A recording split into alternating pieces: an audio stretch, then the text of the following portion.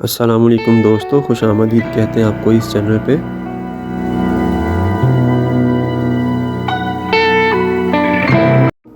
ذرا تصور کیجئے آپ برف سے ڈھکی ہوئی آرکٹک زمین پر کھڑے ہیں اور آپ کے اوپر آسمان ایک جھلملاتی پینٹنگ بن گیا ہے۔ آسمان خود رقص کرنے لگے اور رات کی تاریکی میں ایسے رنگ بکھیر دے جو آپ سوچ بھی نہ سکتے ہوں۔ جی ہاں دوستو، صدیوں سے لوگ اس منظر کو حقیقت میں دیکھ کر حیران ہوتے رہے ہیں۔ ہم بات کر رہے ہیں اورورا بوریالس کی، جو ناردرن لائٹس اور اورورا لائٹس کے نام سے بھی جانی جاتی ہیں۔ آج ہم آپ کو لے چلیں گے اس پراسرار فینومینون کے پیچھے چھپی سائنس اور روایتوں تک، جہاں ہم جانیں گے کہ اورورا لائٹس اصل میں کیسے بنتی ہیں اور اس کے دلنشین رنگوں کی وجہ کیا ہے، اور وہ کہانیاں جو صدیوں سے ان روشنیوں کے ساتھ جڑی ہوئی ہیں۔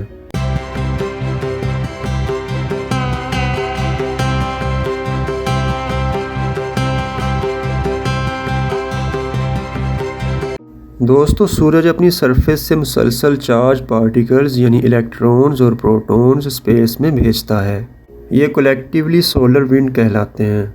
یہ پارٹیکلز 400 سے 800 کلومیٹر پر سیکنڈ کی سپیڈ سے زمین کی طرف آتے ہیں، لیکن زمین کی میگنیٹک فیلڈ، جو کہ ایک جائنٹ میگنیٹ کی طرح کام کرتی ہے، ان پارٹیکلز کو زمین پر گرنے سے روکتے ہوئے پولز کی طرف موڑ دیتی ہے۔ اگر زمین کی میگنیٹک شیلڈ نہ ہوتی تو یہ تیز اور پاورفل پارٹیکلز ڈائریکٹ زمین پر گرتے اور مختلف قسم کے نقصان کا سبب بن سکتے تھے، لیکن زمین کی میگنیٹک فیلڈ انہیں پولز کی طرف کھینچ کر سیف پاتھ بناتی ہے۔ جب یہ پارٹیکلز ارتھ کے ایٹماسفیئر کی گیسز جیسے آکسیجن اور نائٹروجن سے ٹکراتے ہیں تو گیسز کے الیکٹرونز ایکسائٹ ہو جاتے ہیں، یعنی ان کی انرجی ٹیمپریریلی بڑھ جاتی ہے۔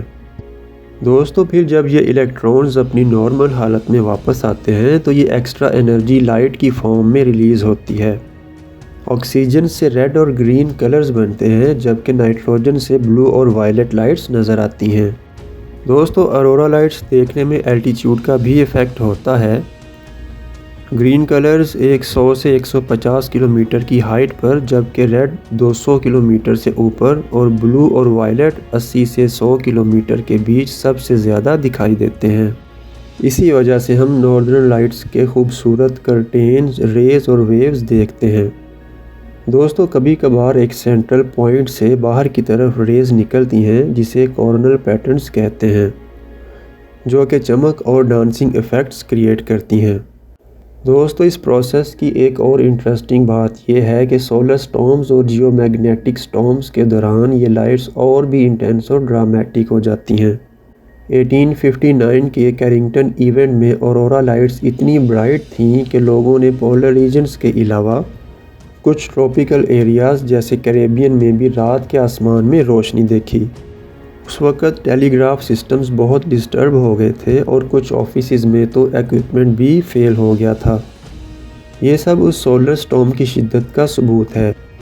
اس کے علاوہ دوستو، 1989 میں کوئیبیک بلیک آؤٹ بھی ایک مثال ہے، جب میگنیٹک سٹارم نے الیکٹریسٹی گریڈز کو افیکٹ کیا۔ دوستو، آج بھی تیز سولر سٹارمز ہمارے سیٹلائٹس، جی پی ایس اور انٹرنیٹ سسٹمز کو ڈسٹرب کر سکتے ہیں۔ دوستو، اب بات کرتے ہیں کہ قدیم تہذیبیں اورورا لائٹس کے بارے کیا گمان رکھتی تھیں۔ دوستو، وائکنگز یہ سمجھتے تھے کہ اورورا لائٹس واریئرز کی روحیں ہیں جو آسمان میں تلواریں گھما رہی ہیں۔ رومنز انہیں اپنے دیوتاؤں کا پیغام سمجھتے تھے۔ نیٹو امریکنز سمجھتے تھے کہ یہ ان کے اینسیسٹرز کی روحیں ہیں جو ان کے ساتھ رابطہ کر رہی ہوتی ہیں۔ اور دوستو، گریکس انہیں اورورا کہتے تھے جو ان کی صبح کی دیوی کا نام تھا۔ دوستو، اورورا لائٹس کو دیکھنے کے لیے ٹاپ لوکیشنز کی اگر بات کریں تو ان میں Sweden, Greenland, Norway, Iceland, Canada اور فن لینڈ جیسے کنٹریز شامل ہیں۔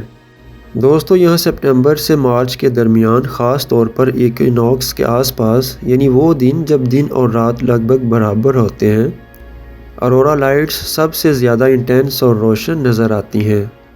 دوستو، اورورا لائٹس کے نیچے کھڑے ہو کر ہلکی سی ہوا کے جھونکوں کے ساتھ آسمان میں جھومتے ہوئے رنگوں کا مشاہدہ کرنا ایک انتہائی خوشگوار احساس پیدا کرتا ہے۔ یوں محسوس ہوتا ہے کہ گویا آسمان خود آپ سے بات کر رہا ہو۔ دوستو یہ منظر صرف دیکھنے سے نہیں بلکہ محسوس کرنے سے بھی تعلق رکھتا ہے۔ بے شک اورورا لائٹس اللہ رب العزت کی قدرت کا ایک شاہکار ہیں۔ جب ہم اس کے پورے نظام پر غور و فکر کرتے ہیں تو دل بے ساختہ اللہ رب العزت کی تسبیح بیان کرنے لگتا ہے۔ دوستو اگر آپ کو یہ ویڈیو پسند آئی ہو تو لائک، شیئر، کومنٹ اور سبسکرائب کرنا نہ بھولیں۔ ملتے ہیں ایک اور دلچسپ ویڈیو میں، تب تک کے لیے اللہ حافظ۔